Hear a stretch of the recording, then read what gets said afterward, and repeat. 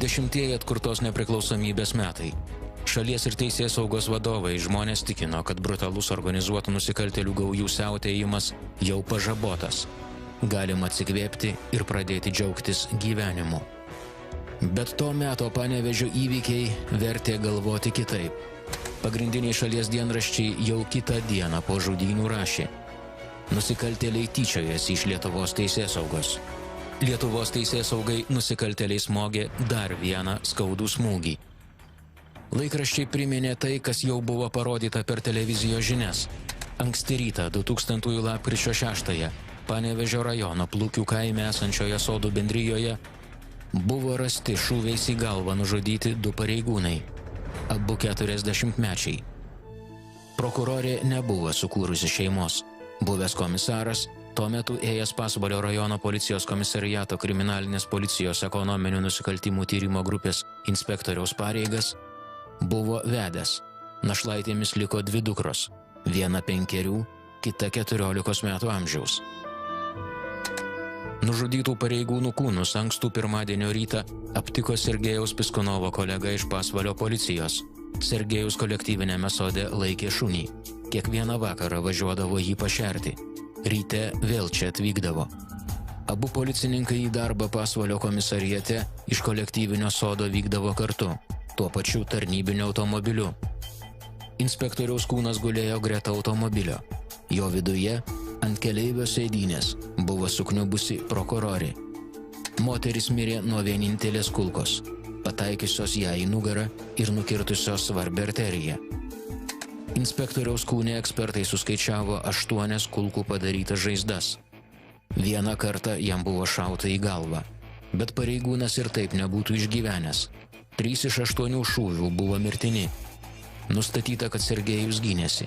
Buvo iššaudyta visa jo tarnybinio pistoleto apkaba. Nadežda Piskunova, nužudyto policininko mama. Mes greit susiruošėm į tekinom. Mašina pačioj buvo, stovėjo. Į atvažiavimą į sodą. Sodį žmonių daug. Labai daug buvo. Korespondencija, ten viską. Prieit mes iškart negalėjom, nedavė mums prieit. Tik paskui iš prokuratūros, aš nežinau pavardės, ta prokuroras saka, leiskit prieit. Ir mes prieėjom prie vaiką. Vaikas gulėjo.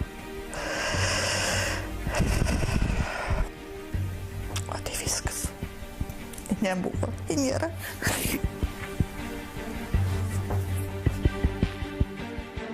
Ir 10 metų prabėgus, abu nužudyto pareigūno tėvai tikino, kasdien, kiekvieną kartą paklausti apie tai, išgyvena tą patį siaubą.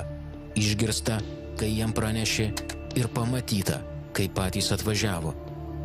Ta juodąjį pirmadienį, kurio nepavyksta ištrinti iš atminties. 10 metų sukaka, atrodo, aš tik pradėjau laidyti tą dieną. Taip. Tai, kas tada atsitiko, artimuosius be abejo sukrėtė. Visą Lietuvą šokiravo. Nužudyti 2 pareigūnai, vėl Panevėžys, vėl įvykio vietoje tik sauja išbarstytų šovinių tūtelių. Ir jokių liudytojų. Tiesa, vienas kolektyvinių sodų bendrijos gyventojas prisipažino girdėjęs šūvius. Radijai groji, mašinoj, viską tenais. Aš ėjau pro šalį, sakau, eisi persirengsi savo namuką, pasikviesk, sakau, kaimyno, eisim pažiūrėti. Niekas dar nebuvo užmiršęs, kad tame pačiame mieste prieš 1,5 metų prie savo namų buvo nušautas dar vienas prokuroras. Tas nužudymas nebuvo atskleistas. Tada generalinės prokuratūros vadovai ir prie Gintauto Sereikos karsto. Ir bet kur sutikti žurnalistų tikino, kad kolegos žudikų suradimas, tos žmogžudystės išaiškinimas, jiems garbės reikalas, kad neskaičiuos laiko ir negailės pastangų. Lietuvos žmonėms nuraminti tuomet buvo papasakota net apie sunkiai suvokiamas mobiliasias grupės, sudarytas iš prokuratūros, policijos ir saugumo departamento pareigūnų. Užtikrindamos Lietuvos gyventojų saugumą, Mobiliosios grupės turėjo taikyti, kaip tada aiškino policijos departamento ir generalinės prokuratūros vadovai, nestandartinės priemonės ir dar niekada nenaudotus ginklus. Be abejo, tai buvo tik žodžiai išsigandusiems ir pasimetusiems žmonėms nuraminti. Tie, kurie dar tikėjo neatsakingai dalijamais pažadais, laukė. Tie, kurie buvo tai perpratę, ginklavosi patys. Vitas Matuzas, Seimo narys, buvęs Panevėžio miesto meras. Tai buvo laikas iš tikrųjų, kur buvo kaip kare. Ir teko ir asmeniškai patirti iki darbo miesto savivaldybėje, nes buvau verslininkas, tai teko susidurti su tom grupėm. Tai žinot, nuo to laiko neatskiriamas palydovas savigynai skirtas ginklas. Tai tokie įpročiai yra išlikę. Laikas buvo toks. Nei generalinis prokuroras, nei policijos departamento generalinis komisaras šį kartą jokių pažadų nedalijo. Abu aukšti pareigūnai netrukus buvo atleisti iš šių pareigų. Bet žmonėms reikėjo kažką pasakyti.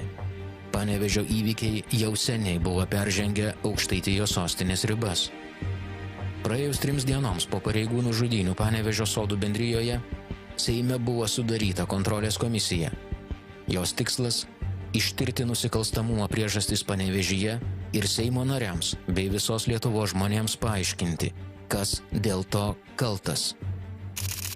Alvydas Sadeckas, buvęs Seimo narys, Seimo nacionalinio saugumo ir gynybos komiteto pirmininkas.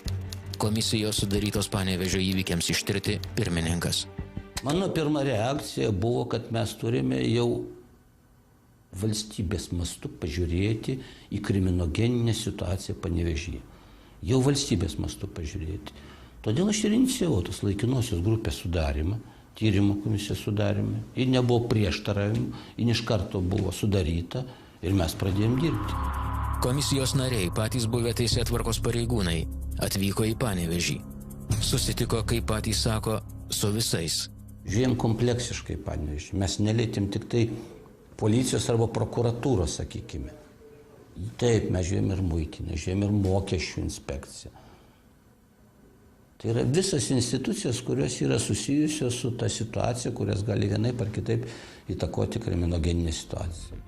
Visi iš Vilniaus šių įvykių tirti atvykę pareigūnai ir po 10 metų tikino, kad Panevėžyje tada jie susidūrė su tuo, ko niekur Lietuvoje nebuvo matę. Po Svainijos įvykių žurnalistai tą miestą jau vadino Lietuvos Čikaga. 1996-aisiais Šventų Kalėdų vakarą Svainijos parduotuvėje jos savininkas Rimantas Okuličius, gindamas save ir savo turtą, nušovė 4 ir dar 4 sužeidė nusikalstamo pasaulio atstovus. Kalėdų įvykiai Panevėžyje iš tiesų sukrėtė Lietuvą. Ta vakarą parodytų Okuličiaus ryžtingumu ginant savo turtą Lietuvoje žavimasi ir po 10 metų. Netrukus po šių įvykių nusižudė Rimanto Okuličiaus svainis. 1997 rugsėjį Panevėžio apygardos prokuratūroje savo kabinete nusišovė apygardos prokuroro pavaduotojas. Negyvas pareigūnas tarnybinėme pastate buvo rastas tik po keleto dienų. Jo niekas net nepasigedo. Vyriausiasis prokuroras atsarginiu raktu atrakino pavaduotojo kabineto duris, kai prireikė kažkokių dokumentų. Tuoj po žudynių kolektyviniuose soduose Panevėžio vyriausiojo policijos komisariato vadovas buvo išleistas į pensiją. Netrukus po to atsitiko tai, ką ir šiandien sunku paaiškinti. Buvęs komisaras policijos pareigūnų buvo sulaikytas vienoje miesto knygų parduotuvėje. Jie apkaltino norėjus pavogti knygą. Buvo pradėtas tyrimas. Grįžęs į namus, buvęs komisariato vadovas nusišovė. Dėl šių ir panašių įvykių iš Vilniaus atvykę pareigūnai, bandę suprasti Panevėžio fenomeną, miestą pradėjo vadinti Twin Peaksu. Dar labiau išryškėjo tarpusavio santykiai tarp teisėsaugos institucijų, kurie buvo iki tiek Twin Peaksiško pobūdžio, vadinkim, kur tikrai Lietuvoje kitų nebuvo. Ir jie buvo iki tiek įsisenėję. Iki tiek buvo tarpusavio, tarp atskirų vadovų, tarp institucijų viduje tokia konkurencija, neapykanta, priešprieša, kad ten darbas eidavo viens prieš kitą, o ne su nusikalstamu pasauliu. Seimo komisijos nariai buvo šokiruoti ir iš karto net negalėjo patikėti, sužinoję, kad Valstybės saugumo departamento Panevėžio skyriaus darbuotojai miesto vyriausiame policijos komisariate vieno iš vadovų kabinete buvo įmontavę slaptą pasiklausimo įrangą. Naudojo įrodymai savo tų nepagrįsto nepasitikėjimo, įtarimų, naudojo operatyvinę veiklą. O štai kas yra draudžiama, griežtai draudžiama įstatymu. Kaip jūs pats sakote apie blakes, kas tai yra? Tai yra operatyvinės veiklos priemonės ir metodai, kurių negali taikyti be įstatymų. Valstybės saugumo departamento Panevėžio skyriaus darbuotojų priešpriešą miesto vyriausiojo policijos komisariato veiklai savo išvadose Seimo komisija įvardijo kaip vieną iš esminių priežasčių, kodėl Panevėžyje buvo įvykdyta tiek daug rezonansinių nusikaltimų. Ir taip ilgai jie nebuvo atskleisti. Net po 10 metų, komentuodamas komisijos išvadas, jos pirmininkas nevengė kritikos saugumiečiams. Vietoj konkretaus darbo rašyti pažymas, kurti pažymas, nes mes ten tokių fantazijų girdėjome, kad ten iš tikrųjų kartais juokas imdavo, bet atrodo, kad rimtas darbas, kad nuveikė rimtą darbą. Galit prisiminti? O Jėzus, ko tai neprisiminku, jie tik nebuvo apkaltinę, daug ką jie buvo apkaltinę, žmonės, pareigūnus tokiais dalykais ir kontrabandą, ir ko tik nebuvo apkaltinę, ir nusikalstamais ryšiais su nusikalstam pasauliu. Tai dori, sąžiningi žmonės, kurios jokių būdų negalėtų apkaltinti. Ir tai sakytum, ar tai buvo nesusipratimas, ar tai buvo netyčia. Ne, nepasakyčiau, kad tai buvo netyčia. Mano supratimu, tai kad tai buvo daroma ir iš dalies ir apgalvotai, tyčia sukelti kažkokį tai nepasitikėjimą, parodyti, kas lygtai, kas kaip blogai darosi ir kokie visi blogi yra. Skirtingų teisėtvarkos institucijų pareigūnų konfliktas, jų konfrontacija. Išvadose taip aiškinama, kodėl Panevėžio policija ilgus metus nepriešpastatė nieko nusikaltėlių siautėjimui mieste. Įsivėlusi į konfliktą su saugumiečiais, Panevėžio policija užsiėmė ne tuo, kuo iš tikrųjų turėjo. Operatyvinis darbas buvo apleistas. Tai bus išsiaiškinta po 1,5 mėnesio. Pareigūnų tarpusavio karai tik viena iš priežasčių. Be to ir nustačius tas priežastis, nusikaltimai dėl to savaime neatsiskleidžia. Kažkas turi padaryti tą painų ir sunkų darbą. Kaip ir viskas, kas lieka nepaaiškinta, 2 pareigūnų nužudymas kolektyviniuose soduose apaugo įvairiais gandais. Vieną iš tiesų šokiruojančią nužudymo versiją pateikė Sergejaus Piskonovo tėvai. Nušauto policininko mama iškart po laidotuvių žurnalistams kalbėjo. Nužudė tik savi. Daugiau aš net nenoriu sakyti, kad ten svetimiai kokie nors atėjo. O savi patikslinkit. O tu visi Račkauskas užsakymą davė. Ir viskas. A ten jau aišku kas. Visvaldas Račkauskas, policijos departamento generalinio komisaro pavaduotojas. Sergejaus Piskonovo nužudymo metu ėjo generalinio komisaro pareigas. Kęstutis Tubis, buvęs policijos departamento generalinio komisaro pavaduotojas. Prieš tai buvęs Panevėžio vyriausiojo policijos komisariato kriminalinės policijos skyriaus komisaras. 2000 lapkritį ėjo Lietuvos kriminalinės policijos biuro nusikaltimų tyrimo tarnybos vadovo pareigas. Dar nuo Panevėžio laikų Kęstutis Tubis ir Sergejus Piskonovas konfliktavo. Tėvai taip kalbėjo todėl, kad tą lemtingą lapkričio 5 vakarą prieš važiuodamas į kolektyvinį sodą Sergejus buvo pas juos atėjęs. Tėvai prisiminė, kad net kelias paskutinėsias savo gyvenimo savaitės sūnus buvo labai įsitempęs. Pasakojo, kad jį nuolat kažkas persekioja. Ir sakė numanas kas, ar kieno prašymų. Atsisveikindamas su tėvais, jis be kita ko pasakė, jeigu man kas nors atsitiktų, to užsakovai būtų Račkauskas ir Tubis. Tėvai tik pakraipė pečiais, kai išgirdo. Būtų ir užmiršę.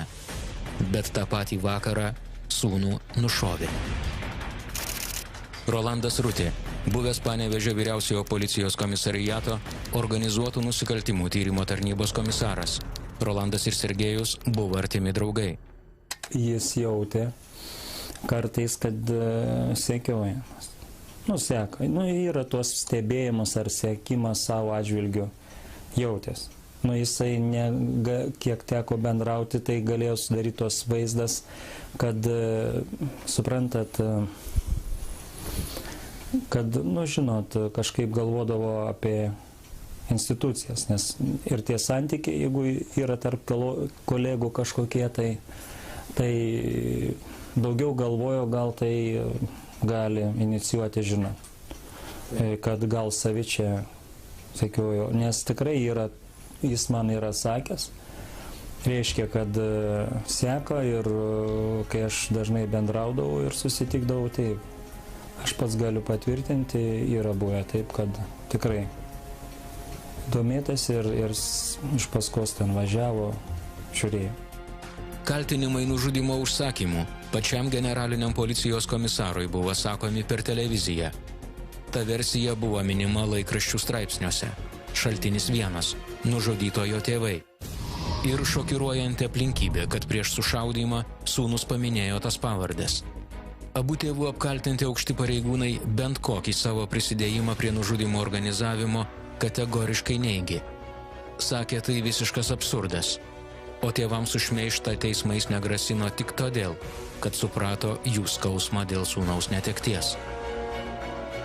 Generalinis prokuroras tomis dienomis ne kartą kviečiamas į Seimą pasiaiškinti.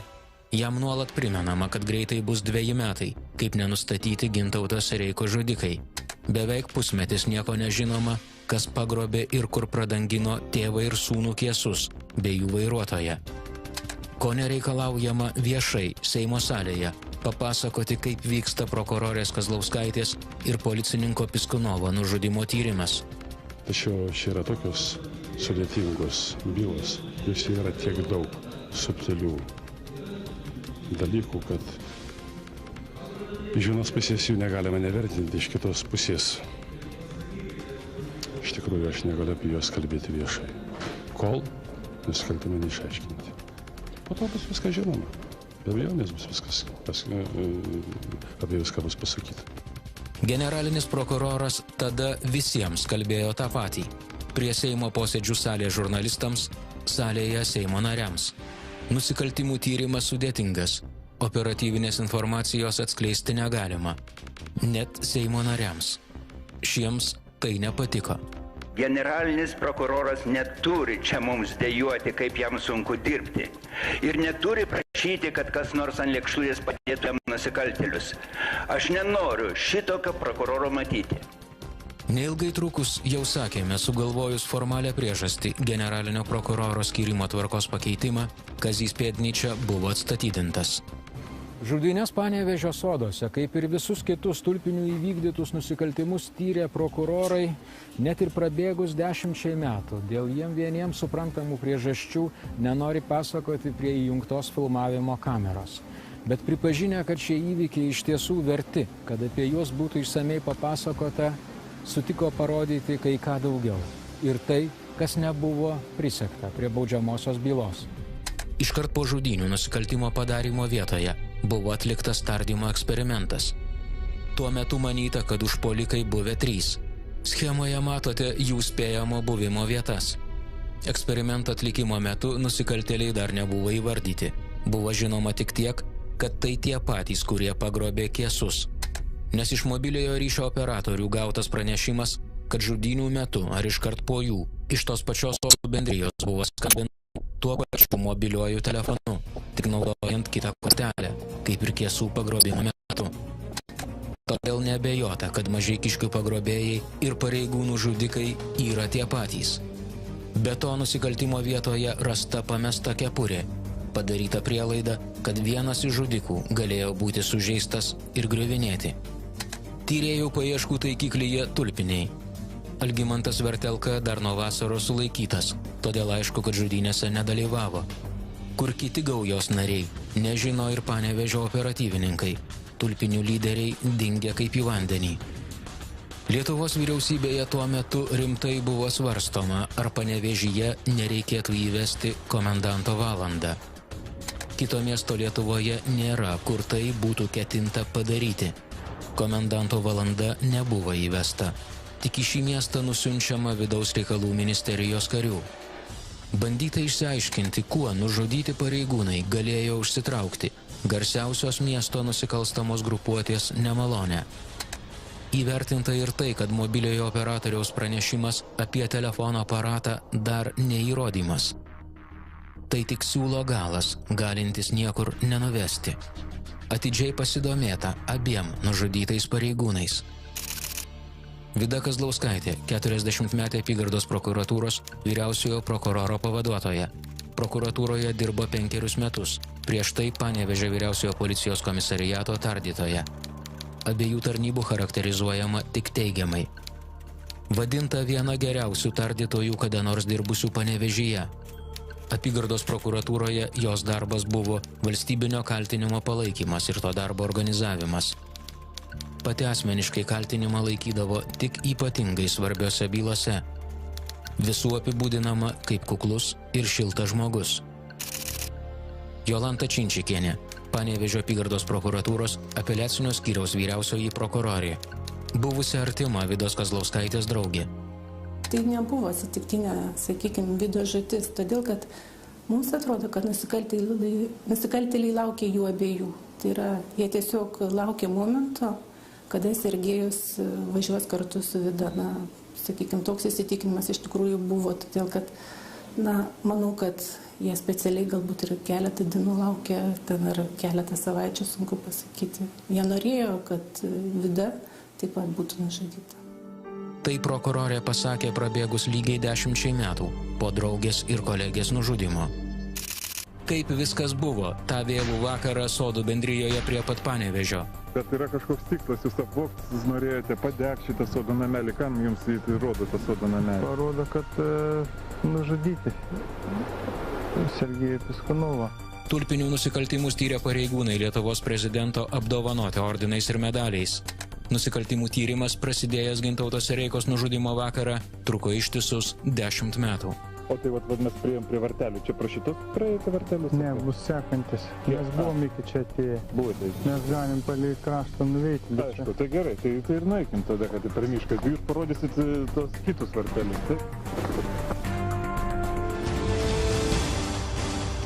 Tai nebuvo atsitiktinė, sakykime, Vidos žūtis, todėl kad mums atrodo, kad nusikaltėliai laukia jų abiejų. Tai yra, jie tiesiog laukia momento, kada Sergejus važiuos kartu su Vida. Na, sakykime, toks įsitikinimas iš tikrųjų buvo, todėl kad, manau, kad jie specialiai galbūt ir keletą dienų laukia, ten ar keletą savaičių, sunku pasakyti. Jie norėjo, kad Vida taip pat būtų nužudyta. Tai prokurorė pasakė prabėgus lygiai 10 metų po draugės ir kolegės nužudimo. Nužudytos prokurorės 2 kambarių bute Panevėžyje šiandien gyvena jos dvynė sesuo Janina. Jos tikinimu, per tą laiką bute niekas neperstatyta, neremontuota ir nepakeista. Viskas kaip buvo, Vidos pastatyta, nupirkta ir padaryta. Pati mums sakė, čia toks įspūdis, kad Vida tik išėjo. Nebėra tik Vidos augintų vazoninių gėlių, jos visos nuvyto iškart po žudynių. Su artimaisiais apie žuvusįjį visada yra skaudu kalbėti, nesvarbu, kiek metų prabėga. Jie visi kalba taip, lyg tai būtų atsitikę vakar. Janina Kazlauskaitė, nužudytos prokurorės dvynės sesuo. Aš taip pradėjau rėkti, kad aš nelabai atsimenu. Sakė, kad mane išvedė iš cecho.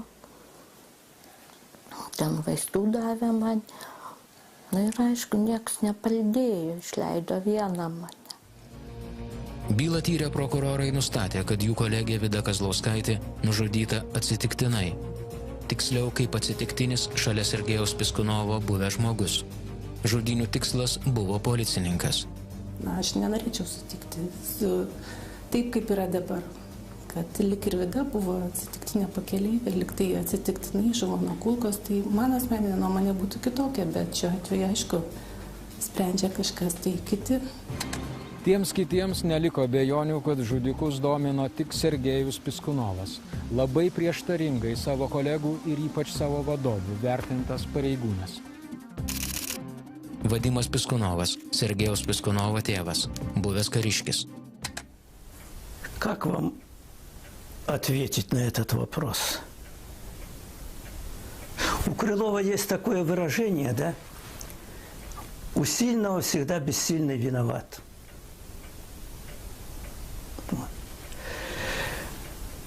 Как работник, я знаю, он был неплохой. Почему? Я не хочу, как отец, что-то восхвалять его. Я просто скажу словами Рачкаускаса. Он был хорошим оперативником. Это его слова, не мои. Вот. У него были друзья, но больше недругов. Tėvų įvardytų nedraugų policijoje Sergejus įsigijo dar 93-aisiais. Iš bylos medžiagos 1993-aisiais Pasvalio rajone buvo sulaikytas sunkvežimis vežęs spalvotus metalus. Netrukus šią bylą iš Pasvalio policijos perėmė Panevėžio vyriausiasis policijos komisariatas. Sulaikytas krovinys buvo grąžintas savininkams, o šie už tai policijai padovanojo automobilį.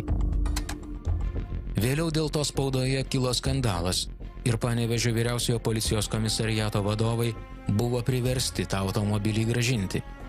Panašus skandalas buvo kilęs ir po to, kai Panevėžio ekonominė policija iš vienos firmos konfiskavo kelias tonas spalvotųjų metalų. Vėliau metalą grąžino, o policija dovanų gavo kompiuterių ir radijo stočių. Prie šių sandėrių paviešinimo aktyviai prisidėjo Sergejus Piskunovas. Todėl kai kurių bendradarbių bei žiniasklaidos akyse jis tapo tikru kovotoju su korupcija. Tačiau kartu jis tapo ir rakštimi policijos komisariato vadovams. Išgirdęs priekaištus, Sergejus pradėjo rinkti komisariato vadovybę galinčią kompromituoti medžiagą. Slapčia įrašinėjo pokalbius su vadovais. Būdamas geras operatyvininkas, turėjo daug informatorių. Domėjosi ir tomis bylomis, kurių pats netyrė. Pagal baudžiamosios bylos medžiagą 2000 lapkričio 5 vakarą soduose Sergejaus Piskunovo laukė dviese – Virginijus Baltušis ir Audrius Andrušaitis. Abu ginkluoti. Šaudyti pradėjo iš karto, kai tik Piskunovo vairuojamas automobilis pro juos pravažiavo. Šaudė į nuvažiuojančius. Jau peršautas Sergejus, nesitaikydamas iš savo tarnybinio ginklo, 2 kartus iššovė atgal.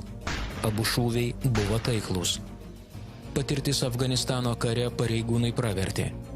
Abi jo kulkos pataikė Baltušiui į kirkšnį. Tada šis bėgdamas pametė kepurę. Vėliau numetė užsikirtusį pistoletą. Skausmas kojoje išmušė iš pusiausvyros patyrusį nusikaltimų planuotoją ir vykdytoją. Jis padarė dar vieną klaidą. Savo mobiliuoju telefonu paskambino netoliese automobilyje laukiančiam vairuotojui. Pagal jo paties nurodymą skambutis turėjęs būti trumpas. Tik švyturėlis. Baltušis skambino ilgai. Neiškentęs vairuotojas, manydamas, kad planai pasikeitė, atsiliepė. Tada tą skambutį iš prokurorus dėl kėsų pagrobimo dominusio telefono aparato ir užfiksavo mobiliojo ryšio operatorius. Audrius Andrušaitis elgėsi šaltakraujiškai. Priėjo prie jau negyvo gulinčio Piskunovo, paleido kontrolinį šūvį į galvą. Surado numestą Baltušio pistoletą ir peršokęs per krūmus dingo. Ikiteisminio tyrimo metu Virginijus Baltušis, kol manė, kad nuoširdus prisipažinimas bus lengvinanti aplinkybė teisme, viską papasakojo iki smulkmenų. O tai mes priėjom prie vartelių. Čia prašytos praeiti vartelius? Ne, bus sekantis. Mes buvom iki čia atėję. Buvote iki čia. Mes galim palei kraštą nuveikti. Aišku, tai gerai, tai ir nueikim tada, kad per mišką. Jūs parodysit tos kitus vartelius, taip? Prokurorai iš Baltušio išgirdo tik vieną priežastį, kodėl buvo nutarta nužudyti Piskunovą. Baltušis manė, kad Piskunovas prisidėjęs prie vieno pasikėsinimo į jį Panevėžio viešbutyje. Ar tai patikima informacija, jis net nesiaiškino. O iš kur jums žinoma, kad va čia Piskunovas turėjo sodą? Man Valdas Blinkevičius parodė. Blinkevičius parodė, taip? Taip. O kiek dienų, mėnesių prieš nusikaltimą dieną? gal 2 savaitės prieš nusikaltimą. O kokiu tikslu jums jis parodė šitą sodą?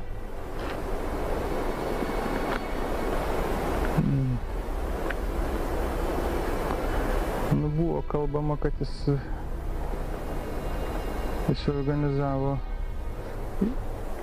organizavo pasikėsinimą, nu, šaudimą į mane ir pasakė, kad jis mane seka ir po to jisai pasakydavo, ar žino kažką ar ne. Ir kas pasakydavo? Valdas Blinkevičius jums pasakydavo, kad jūs kas seka? Pasakė vieną kartą ir paskui mes būdavo praėjusiant pusmečiai, taip jis man papasakodavo, ką žino. Aš nieko nežinau apie jį. Ką žino apie ką? Apie Sergejų Piskanovą. Apie Sergejų Piskanovą, taip supratau. Teisėtvarkos pareigūnai teikia tulpiniams operatyvinę informaciją ir juos konsultavę, anot prokurorų, nustatyti. Bet kaltinimai jiems nebuvo pateikti, nes tulpiniams atsisakius duoti parodymus, įkalčių nesurinkta.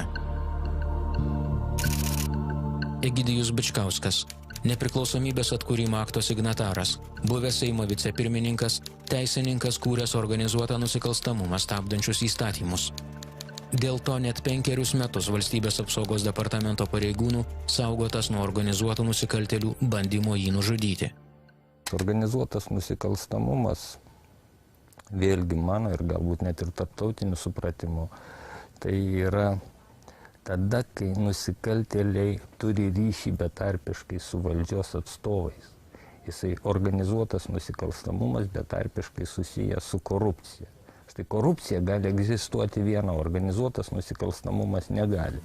Buvęs aukštas pareigūnas 93–94 metais, privatizavimo apogėjaus metu ir itin aktyvaus nusikalstamų grupuočių dalyvavimo jame atliko vieną studiją. Aš tuo laiku pabandžiau daryti ir padariau, bet aš į pavardės nesileisiu, net ir manęs neklausite, jeigu ir klausite. Dariau tokią studiją, tiksliau mano prašymą, ją darė atitinkamos valstybės institucijos, kurios turinys būtų maždaug toks, kieno rankose pradeda kapitalizuotis ar rinktis kapitalas valstybinis, kas perima pavardėm. Tam buvo labai įdomu pavardžių. Atlikus šią studiją, Bičkausko sudaryta grupė Lietuvos prezidentūroje buvo išformuota. Buvęs pareigūnas tikina, jog būtent dėl to sulaukė nemažai nemalonių. Daugiausiai kartų iki gyvos galvos nubausti visų laikų Lietuvos nusikaltėliai iš Panevėžio visą laiką ir iki teisminio tyrimo metu apklausiami ir teisme neigė savo kaltę, neigė bet kokį dalyvavimą nusikaltimuose. Neigė tiesa tik 2. Algimantas Vertelka ir Audrius Andrušaitis. Atvirą prisipažinimą parašęs ir vėliau davęs parodymus, Valdas Blinkevičius pasitraukė iš gyvenimo dar prieš teismą. Todėl liko nenubaustas. Jam prokurorai buvo pasirengę pateikti kaltinimus dėl mažiausiai 10 nužudymų. Grupuotės įvykdyti nusikaltimai buvo išskaidyti į 5 bylas. Iš viso jie apkaltinti įvykdė beveik 40 žmogžudysčių. Kitų tokių Lietuvoje nėra ir nebuvo. Viktoras Dovidaitis, Vilniaus apygardos teismo baudžiamųjų bylų skyriaus pirmininkas. Teisėjas buvo vienas iš 3 kolegijos narių, paskutiniojo, 5 proceso metu teisusių tulpinių nusikalstamo susivienijimo lyderius. Viena grupuotė, kuri būtent ir buvo kaltinama tais nužudimais. Tai iš tikrųjų Lietuvos istorija tikrai aš negirdėjau, kad būtų daugiau negu 20 nužudimų vienoje byloje, vienai grupuotė, kad būtų tai inkriminuota. Trečiojo grupuotės teismo proceso metu Virginijus Baltušis 1 kartą buvo nuteistas kalėti iki gyvos galvos. Po to jis atsisakė savo paties anksčiau duotų parodymų. Paskutiniojo 5 proceso metu, kada nesubendrinus 8 kartą išgirdo nuosprendį iki gyvos galvos, teismo salėje įstikino, kad net nepažįsta to barzdą užsiauginusio žmogaus, anksčiau davusio parodymus. Aš bėgau, va taip, bėgau Andriušaitis šalia. Iš kurios pusės Andriušaitis buvo jums? Bėgau iš dešinės, aš nemačiau. O jūs pats kur buvote? Aš buvau iš kairės pusės. Va čia va? Taip. Va yra Serbentų krūmai, tai iš kairės pusės buvote? Taip. Aš taip, va, tokie. Tai, ką kalbėjo parodymų patikros vietose tas žmogus, yra ne apie jį ir ne apie juos. Jisai paprastai aiškino, kad čia byla ne tik tai jisai, ir kiti kaltinamieji tvirtino, kad, ne visi aišku, bet 3 iš jų bent jau tvirtino, kad byla sufabrikuota, kad jie visiškai be reikalo ir be pagrindo kaltinami yra ir jie, jeigu ir Baltušio buvo parodymai užfiksuoti protokoluose, ką nustatė teismas priimdamas apkaltinamąjį nuosprendį atžvilgiu, tai posėdžio metu jisai tvirtino, kad netgi jisai nėra nufotografuotas, nufilmuotas, čia ne jisai, jis nepažįsta tos asmens. Bet yra kažkoks tikslas, jūs apvogti norėjote padegti šitą sodo namelį, kam jums rodo tą sodo namelį? Parodo, kad nužudyti Sergejų Piskanovą. Tas, kas nufilmuota, tas, kas yra byloje, atitiko ir kitus įrodymus. Ir ta visuma davė mums pagrindą priimti būtent apkaltinamąjį nuosprendį. Daugiausiai kartų kalėti iki gyvos galvos Lietuvoje nuteisti kaliniai pasikalbėti sutinka ne su visais žurnalistais. Su manimi pasikalbėti jie nepanoro. Gaila. Aš neketinau eiti ir juos kaltinti, tai jau padarė prokurorai. Teisėjai juos nuteisė. Aš norėjau juos išklausyti ir suprasti. Virginijus Gaivenis, televizijos laidos Abipus sienos autorius ir prodiuseris. Žurnalistas keletą kartų Lukiškių kalėjime susitiko su 2 iš 3 tulpinių lyderių. Jie regis mėly ir malonų žmonės. Aš buvau tiek pas Andriušaitį, tiek pas Vertelką kameroje ir mane nustebino tvarka, televizorius, muzikinis centras, sienos iškabinėtos mylimų žmonių nuotraukomis, artimųjų, vaikų, buvusių sugyventinių ar draugių. Na ir žinoma šventieji paveikslai, jie tikintis, jie skelbia apie tai, kad Dievas yra jų išganimas šiandien ir jie turi viltį išeiti iš už grotų ir kad jie eis iki galo ir jie įrodys, kad jie yra nekalti. Priminsime, kad už beveik 40 žmonių nužudymą ir nusikalstamo susivienijimo organizavimą šie panevėžiečiai daugiausiai kartų per visą Lietuvos istoriją nuteisti kalėti iki gyvos galvos. Virginijus Baltušis, gimęs 1966-aisiais, už beveik 30 teismuose įrodytų žmogžudysčių, kankinimus ir plėšimus, nesubendrinus nuteistas 8 kartus kalėti iki gyvos galvos. Audrius Andrušaitis, gimęs 1968-aisiais, už 23 žmogžudystes, kankinimus ir plėšimus, nesubendrinus 7 kartus nuteistas kalėti iki gyvos galvos. Algimantas Vertelka, gimęs 1961-aisiais, už 12 žmonių nužudymą, kankinimus ir plėšimus, nesubendrinus 5 kartus nuteistas kalėti iki gyvos galvos. Už šių nusikaltimų išaiškinimą Lietuvos prezidento apdovanoti 5 generalinės prokuratūros prokurorai. Tyrėjų grupės vadovas Artūras Urbelis. Prokurorai Algimantas Kliunka, Gintas Ivanauskas, Antanas Tepučinskas ir Redas Savickas. STT Panevėžio valdybos viršininkas Povilas Urbšys. 6 kriminalinės policijos biuro pareigūnai. Vizgirdas Telyčėnas, Algirdas Matonis, Rymantas Gedvilas, Gerardas Grigelis, Teisutis Vėbra ir Artūras Garla. Nusikaltimų tyrimas, prasidėjęs Gintauto Sereikos nužudymo vakarą, truko ištisus 10 metų. Ką žinome apie tuos 7, kuriems Lietuvoje teismo sprendimu buvo įvykdyta mirties bausmė? Garsiausi ir labiausiai ieškoti pirmųjų nepriklausomybės metų Lietuvos nusikaltėliai. 7 užmirštos bylos ir tiek pat sukrečiančių gyvenimų. Įvykiai sukrėtė Lietuvą kitą ketvirtadienį 19:10 per LNK.